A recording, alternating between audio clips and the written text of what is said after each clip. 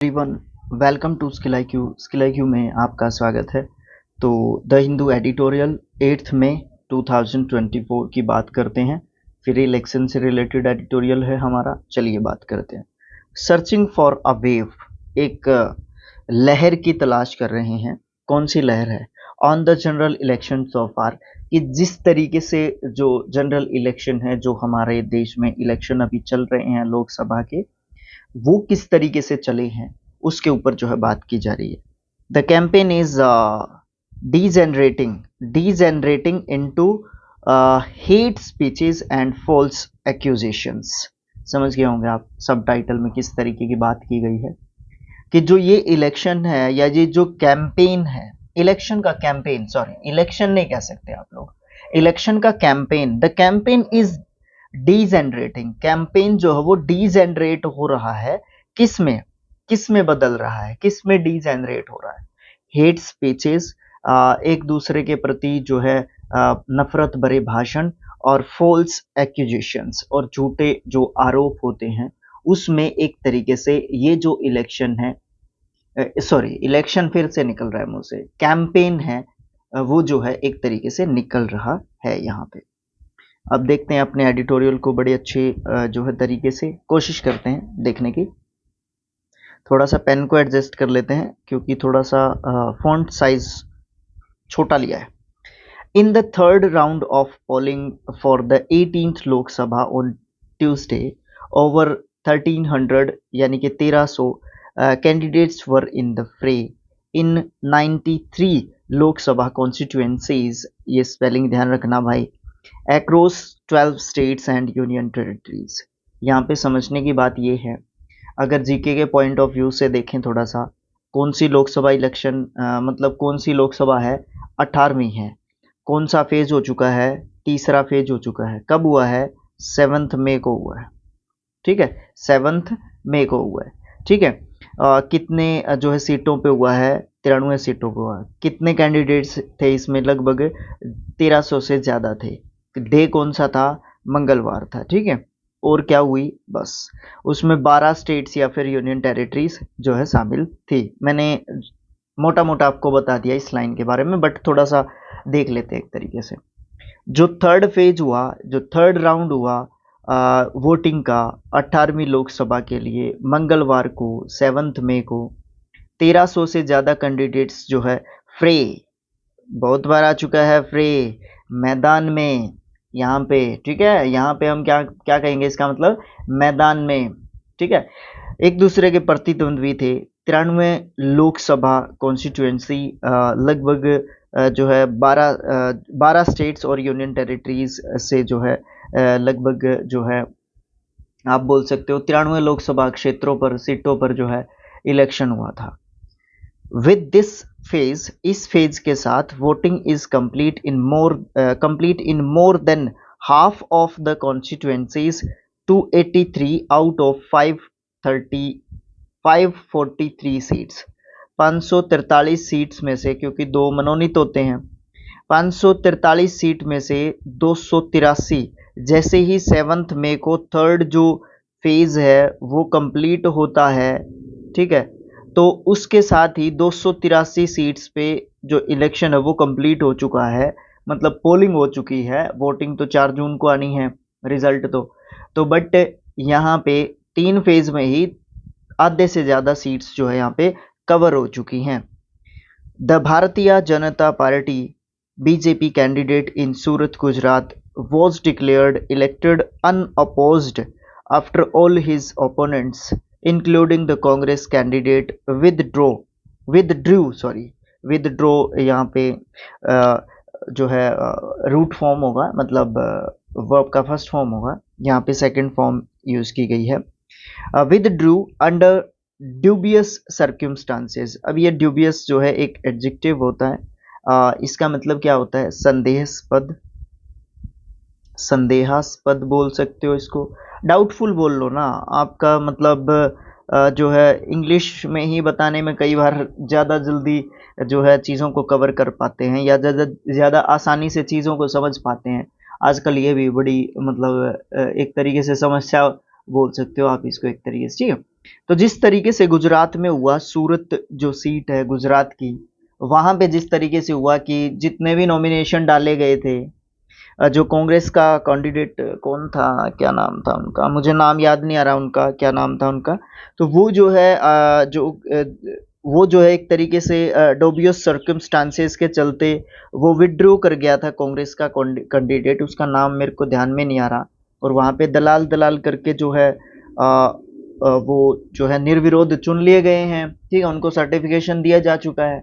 Okay, तो ये जो है एक मुद्दा सा भी बन गया था वहाँ पे, क्योंकि उनके जो साथी थे, उनके जो भी उसमें एक प्रोसेस होता है उसको वो कंप्लीट नहीं कर पाए, या जो भी वहाँ पे सर्कमस्टांसेस, ड्यूबियस सर्कमस्टांसेस कहा गया है उनको, ठीक है, यहाँ पे सारी चीज़ें आपको पता ही होंगी, नहीं पता है तो आप जो यूट्यूब है ना वहाँ पे जाके आप लोग न्यूज़ वगैरह को सुन लेना, वहाँ पे आपको अच्छे तरीके से पता चल जाएगा, मुझे नाम भी याद नहीं आ रहे, बस मैं उन पूरी चीज़ों को पता है क्या नाम दे रहा हूँ यहाँ पे, मैं उन सारी की सारी चीज़ों को एक नाम दे रहा हूँ, ड्यूबियस सर्कमस्टांसेस, संदेहास्पद जो है परिस्थितियाँ, या संदिग्ध परिस्थितियाँ आप बोल सकते हो इसका मतलब, ठीक है।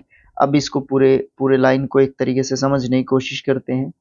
जो भारतीय जनता पार्टी है, जो बीजेपी है, उसके उम्मीदवार को निर्विरोध एक तरीके से निर्वाचित घोषित कर दिया गया, क्योंकि कांग्रेस के जो उम्मीदवार थे उनके साथ उनके सभी विरोधियों ने, उनके साथ बाकी सभी ने अपना विड्रॉ कर लिया, पता नहीं किस तरीके, इसीलिए इसको ड्यूबियस सर्कमस्टांसेस का जो यहाँ पे संज्ञा है वो दी गई है, ठीक है। तो उन्होंने अपना जो है नाम वापिस ले लिया, तो उसके कारण जो है वो निर्विरोध जो है एक तरीके से चुन लिए गए हैं। The next four phases of the general election will be on May 13, 20 and 25 and June 1st, है ना। तो नेक्स्ट जो चार फेज और होंगे, एक 13 मई को है, एक 20 मई को है, एक 25 मई को है, और एक 1 जून को है। तो हमारे हरियाणा में तो भाई 25 मई को है यहाँ पे इलेक्शन, ठीक है। तो आप ये भी कमेंट करके बता सकते हो आपके यहाँ पे इलेक्शन हो चुके हैं तो कब हो चुके हैं, और होने वाले हैं तो कब होने वाले हैं, ठीक है। तो अभी जो है आप ये कह सकते हो कि टोटल 7 फेजेस में हमारा जो है ये इलेक्शन कंप्लीट होगा, जिसके 3 फेज जो है कंप्लीट हो चुके हैं।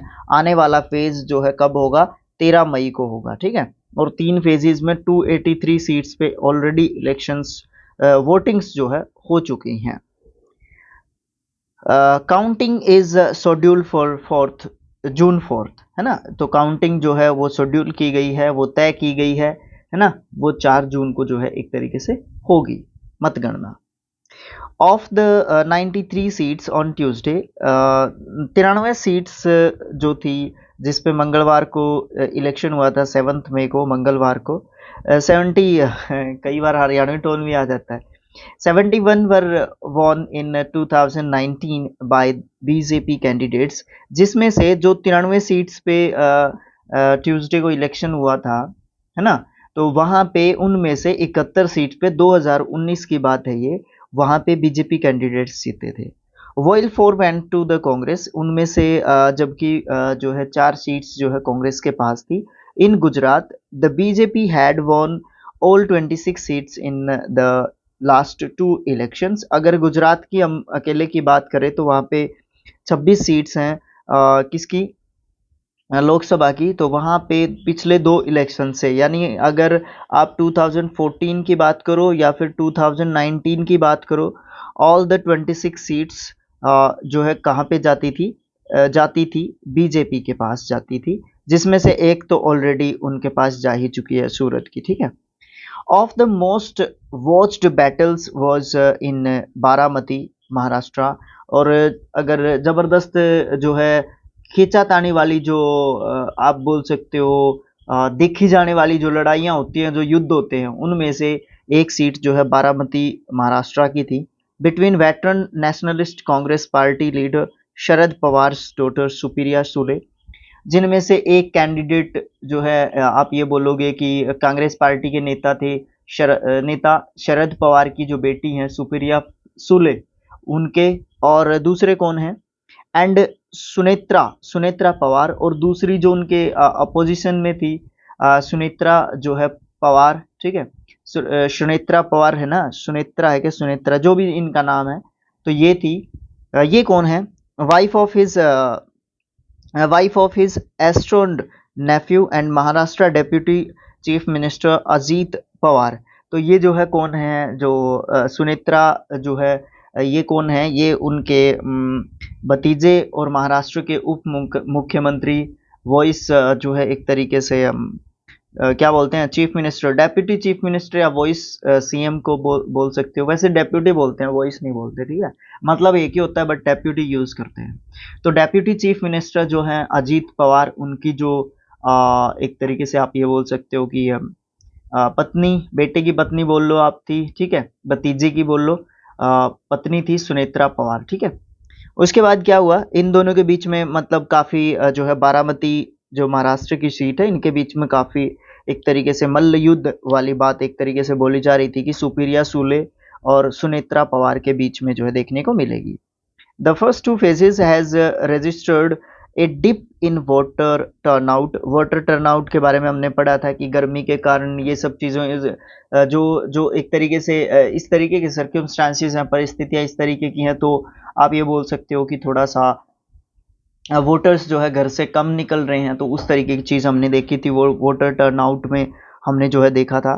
Compare to 2019 and the opposition had question the in inordinate delay by the election commission of India in the publication of the cumulative figures। यहाँ पे एक तरीके से आप ये बोल सकते हो कि 2019 की अगर तुलना करें 2024 के इलेक्शंस से, तो पहले दो चरणों की अगर बात करें, तीसरे चरण की अभी डेटा एक तरीके से नहीं बताया गया है, या अभी यहाँ पे एडिटोरियल में जिक्र नहीं है, कुछ भी आप इसको बोल सकते हो, बट पहले दो चरणों की अगर बात करें, फर्स्ट एंड सेकंड फेज की बात करें, कंपैरिजन करें 2019 से, तो आप ये बोल सकते हो कि परसेंटेज के हिसाब से जो है गिरावट एक तरीके से देखी गई है यहाँ पे, कि लोग जो है कम निकले हैं, है ना, वोटर्स का टर्नआउट एक तरीके से देखने को मिला 2019 के इलेक्शंस के कंपैरिजन में। और जो अपोजिशन था, जिसमें कांग्रेस को आप जो है एक तरीके से कहोगे, विपक्ष ने कहा था कि जो भी उनके पास अवेलेबल जो फिगर्स हैं, या जो भी कम्युलेटिव यानी कि जो इकट्ठे किए गए, जो संचयी किए गए आंकड़े हैं एक तरीके से विपक्ष के द्वारा, उसके अगर पब्लिकेशन की एक तरीके से आप बात करते हो, the publication of the cumulative figures, मतलब जो भी पब्लिश किए गए हैं, प्रकाशित किए गए हैं आंकड़े जो प्राप्त हो रहे हैं उनको, उसमें वो लोग जो है जो इलेक्शन कमीशन ऑफ इंडिया है, जो भारत का चुनाव आयोग है, उसके द्वारा जो बहुत ज़्यादा देरी की गई है इलेक्शंस में, उसको एक तरीके से उसके ऊपर एक तरीके से सवाल उठाया है, उसको प्रश्नचित एक तरीके से किया गया है बाय द अपोजिशन, या फिर आप ये बोल सकते हो किसने किया है, कांग्रेस ने किया है एक तरीके से। The BJP and the Congress led alliance have crossed swords over the issues of reservation, offering their respective conflicting interpretations of constitutionalism in the process. अब यहाँ पे थोड़ा सा कंफ्यूजिंग एक तरीके की लाइन है, इसको थोड़ा सा समझने की कोशिश करते हैं। अब यहाँ पे रिजर्वेशन का इशू जो है एक तरीके से उठाया गया है। सोर्ड मतलब तलवार होता है, बट यहाँ पे तलवार आप एक तरीके से तलवार थोड़ी ना कहोगे, उसको एक तरीके से संज्ञान में लेके आना, एक तरीके से उसके ऊपर जो है खिंचातानी करी गई, या आप खिंचातानी बोल लो उसको, युद्ध तो नहीं कहूँगा मैं यहाँ पे, वर्ड क्या बोलना चाहिए मुझे हिंदी में, यहाँ पे एक तरीके से आप तीखे तीखे जो है एक तरीके से आप इसको बोल सकते हो कि तंज कसना या आड़े हाथों लेना, ये सब मतलब आप इसके बोल सकते हो यहाँ पे, है ना। तो रिजर्वेशन का जो मुद्दा है, रिजर्वेशन का जो एक तरीके से मैटर है ना, उसके ऊपर बीजेपी और कांग्रेस के बीच जो नेतृत्व वाले जो भी गठबंधन के जो थे, जो भी गठबंधन थे, उनके बीच में आपस में तनातनी हो गई, खिंचातानी हो गई, और वे इस प्रोसेस में संवैधानिकता की अपनी अपनी जो है आपसी जो व्याख्याएं हैं वो पेश एक तरीके से कर रहे थे, है ना, इस प्रोसेस से रिलेटेड, है ना। तो इस तरीके की जो चीजें हैं, कॉन्फ्लिक्ट्स हैं, वो एक तरीके से दोनों पार्टियों ने देखे, किसके, जो भी अलायंसेस थे इनके, ठीक है। BJP and the Congress led alliance, मतलब बीजेपी के अलायंस है जो वो भी हो सकता है, और कांग्रेस के अलायंस है वो भी हो सकते हैं, आपस में इस इशू के ऊपर जो है, आरक्षण के इशू के ऊपर जो है, रिजर्वेशन के मुद्दे के ऊपर, उनमें आपस में ही एक तरीके से बहुत ज्यादा एक तरीके से आपस में कहासुनी एक तरीके से हुई है। किस प्रोसेस को लेके? कॉन्स्टिट्यूशनलिज्म इन द प्रोसेस, मतलब संवैधानिकता की जो प्रक्रिया है उसको लेके उनकी अपनी अपनी जो है उनके अपने ऑफरिंग देयर रिस्पेक्टिव, उनके अपने कन्फ्लिक्टिंग इंटरप्रिटेशंस, जो भी उनके अपने अपने जो विरोधी जो व्याख्याएं थी उनकी, उन्होंने जो भी अपने जो है एक तरीके से उनकी अपनी अपनी जो व्याख्याएं थी, उनकी अपनी अपनी जो सोच समझ थी, आप ये कह लो व्याख्या शब्द यहाँ पे मैं थोड़ा सा ज़्यादा ही प्रोफेशनल वे में करने की कोशिश कर रहा हूँ इसको, बट समझाने वाली बात यहाँ पे ये होगा कि व्याख्या की बजाय आप ये शब्द इस्तेमाल करो कि वो अपनी जो बात है उसको आगे रखने की कोशिश कर रहे थे एक तरीके से, ठीक है।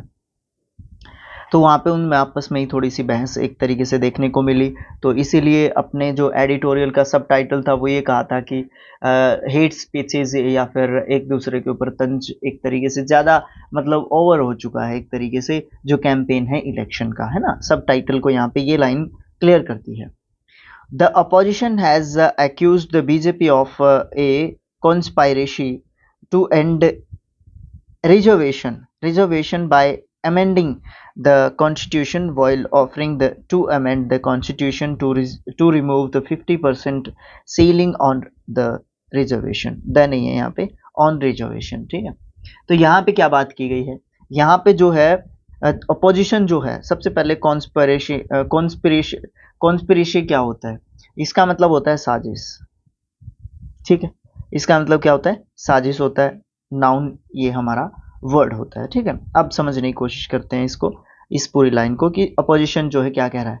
जो अपोजिशन है, जो विपक्ष है, उसने रिजर्वेशन के ऊपर 50% की जो लिमिट है, या एक तरीके से आप ये बोल लो कि जो रिजर्वेशन 50% रिजर्वेशन की जो एक सीमा एक तरीके से तय की गई है ना, उसके ऊपर जो है संविधान में संशोधन करने की पेशकश करते हुए बीजेपी के ऊपर संविधान में संशोधन करके आरक्षण खत्म करने की एक जो साजिश है, कॉन्स्पिरेसी, उसका जो है एक तरीके से क्या लगाया है?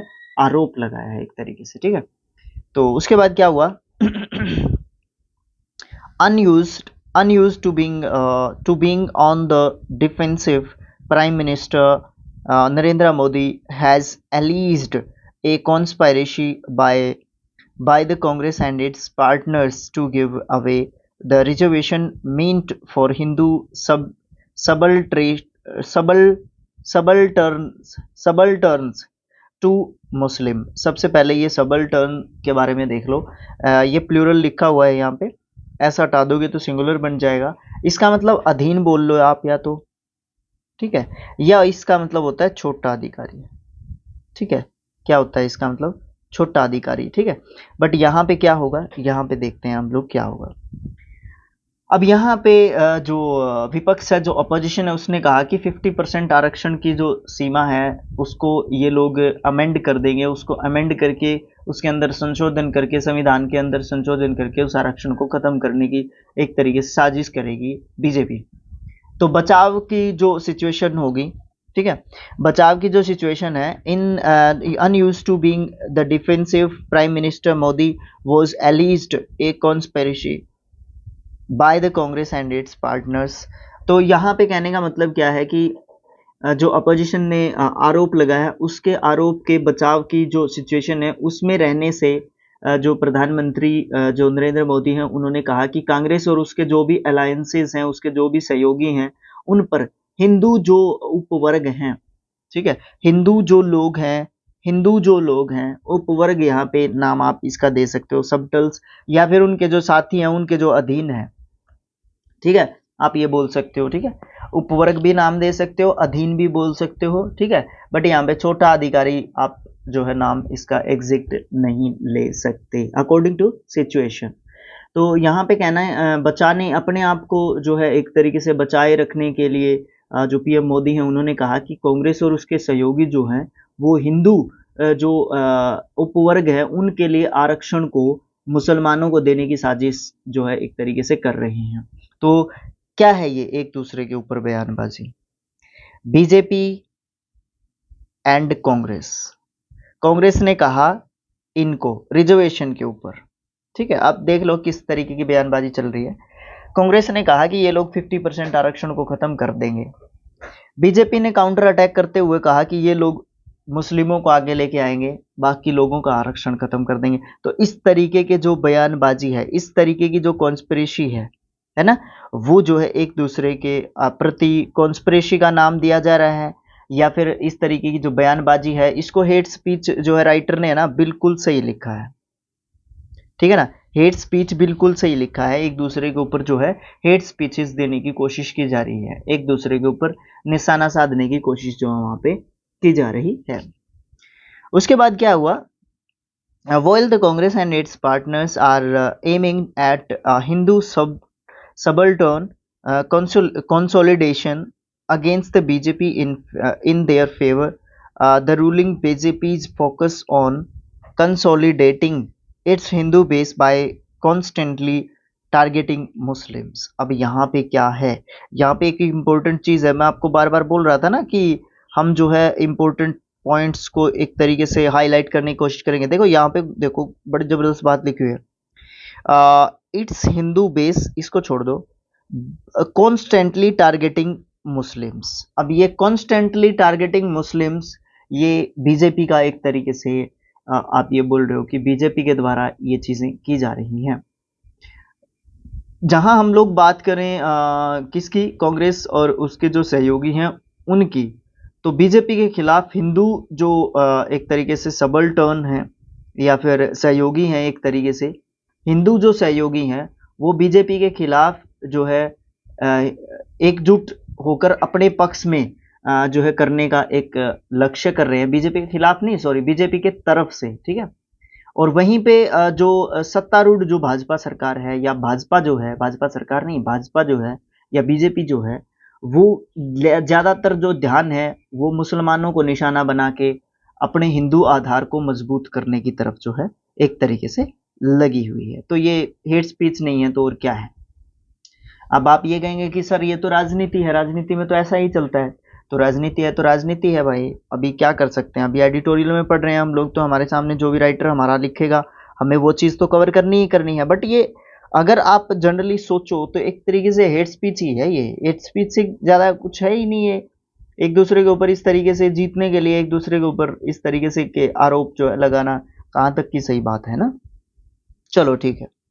Serious charges of sexual crimes against Prajwal Revanna, the grandson of former Prime Minister H.D. Devegoda, have put the BJP on the defensive। अब यहाँ पे इनका फिर से जिक्र आएगा। अब जो पूर्व प्रधानमंत्री थे उनके पोते थे प्रज्वल रेवन्ना, उनके पोते थे क्या है, उनके ऊपर जो लगे सेक्सुअल हरासमेंट के जो आरोप लगे थे वो भी काफ़ी गंभीर आरोप थे। इनके बारे में तो पूरा एक एडिटोरियल हो चुका है हमारा।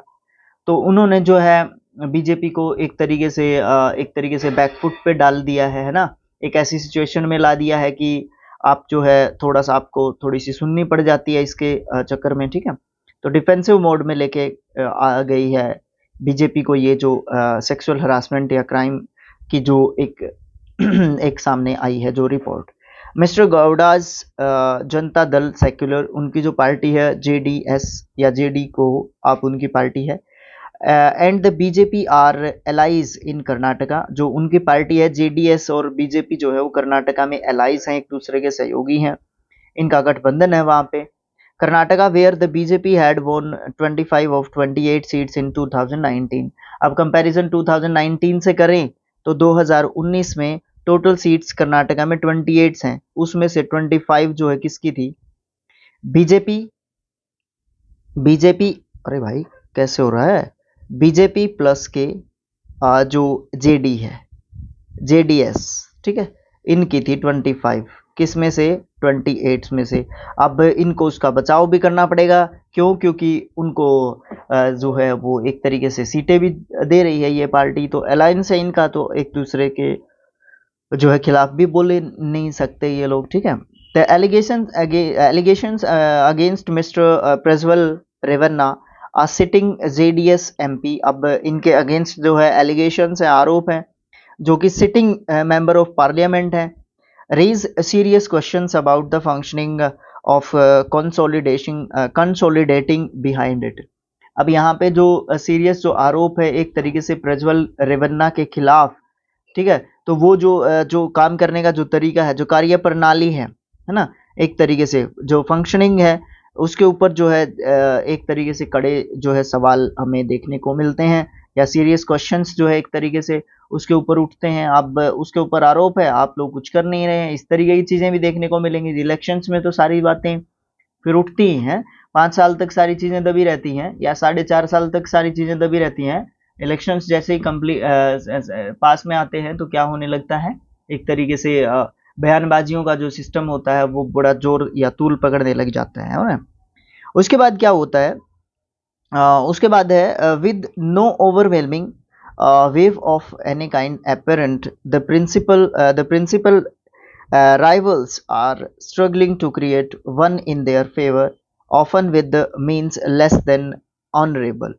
अब यहाँ पे जो है क्या बात की गई है लास्ट लाइन में, यहाँ पे बताया गया है कि कोई भी जो है बात हो, यहाँ पे नहीं, मैंने शायद कुछ छोड़ दिया है, लेट मी चेक।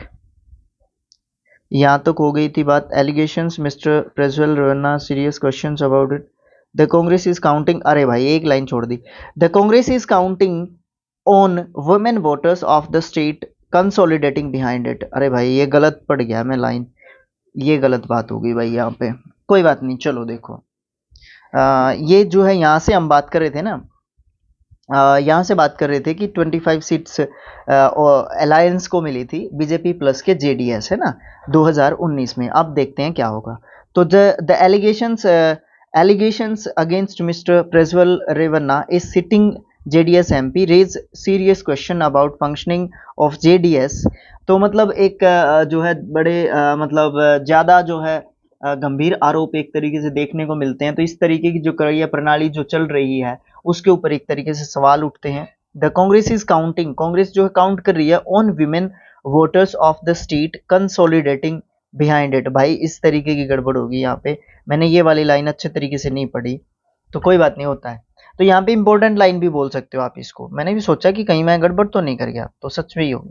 तो कांग्रेस जो है ना, अब देखो क्या बात चल रही है, इस चीज को जो प्रज्वल रेवन्ना है उससे जोड़ दिया गया है, किस प्रकार से कि उनके ऊपर सेक्सुअल हरासमेंट के या फिर सीरियस क्वेश्चंस हैं रिलेटेड टू सेक्सुअल यौन उत्पीड़न या इस तरीके की बात जो है, वो जो है कांग्रेस क्या कर रही है इस बात को लेके कि ज्यादा उनके ऊपर एक्शन अगर नहीं लिया गया है तो हम क्या कर सकते हैं, हम कर्नाटका में विमेन वोटर्स को अपने कब्जे में कर सकते हैं।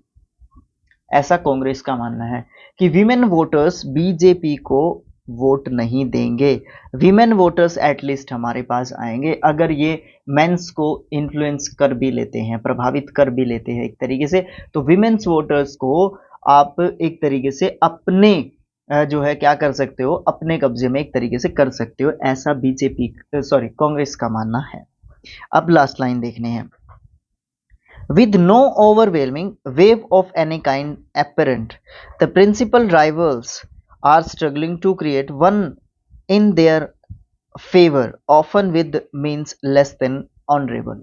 अब यहाँ पे समझने की बात जबरदस्त है भाई, किसी भी प्रकार की कोई भी जबरदस्त एक लहर दिखाई न देने के कारण जो मेन जो प्रतिद्वंद्वी होंगे, प्रमुख जो यहाँ पे एक दूसरे से लड़ने वाले जो क्या होंगे, एक दूसरे से जो है लड़ने वाले प्रतिद्वंद्वी होंगे, कैंडिडेट्स जो होंगे, वो अपने पक्ष में अपने पक्ष में सीट को करने के लिए क्या कर रहे हैं, स्ट्रगल करते हुए यहाँ पे एक तरीके से दिख रहे हैं, जो कड़े प्रतिद्वंद्वी हैं एक तरीके से। जहाँ पे मतलब जैसे वो जिक्र नहीं आया था, एमपी की कौन सी सीट थी वो, क्या नाम था उस सीट का, एमपी की बारामती, यहाँ पे नहीं था कि जो ये सुप्रिया सुले हैं और सुनेत्रा पवार हैं, इनके बीच में कड़ी प्रतिद्वंद्विता जो है एक तरीके से देखी जा रही थी। तो इसी तरीके की प्रतिद्वंद्विता अगर देखी जाएगी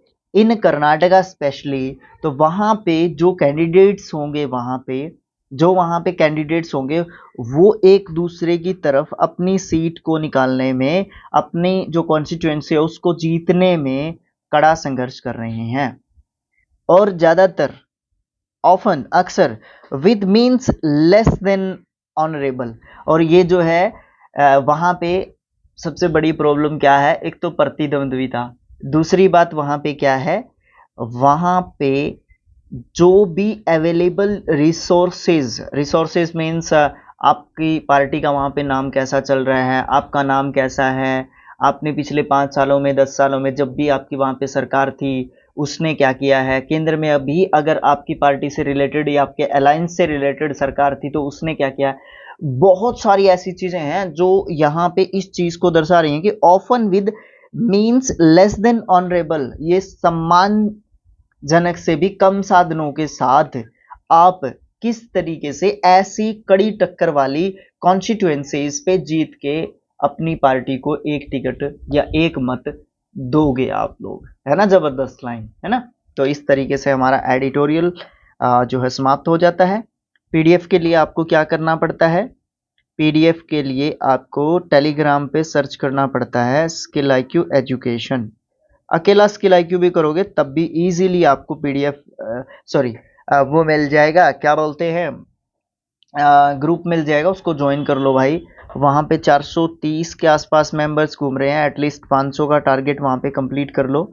और फेसबुक पेज 80 डेज के लिए अभी बैंड है, वहाँ पे भी आपको वीडियोस देखने को मिलती हैं, पोस्ट्स देखने को मिलती हैं, क्वेश्चंस देखने को मिलेंगे, तो वहाँ पे भी उसको भी फॉलो कर लो भाई। एटलीस्ट 1K तो वहाँ पे भी करो। 8,816-19 कुछ इतने वहाँ पे फॉलोअर्स हैं, तो आप हर जगह स्किल IQ को फॉलो कर लो, ठीक है। तो thanks for watching, thank you so much. मिलेंगे नेक्स्ट एडिटोरियल या वीडियोस में। Thanks for watching, thank you so much, keep supporting us, thank you.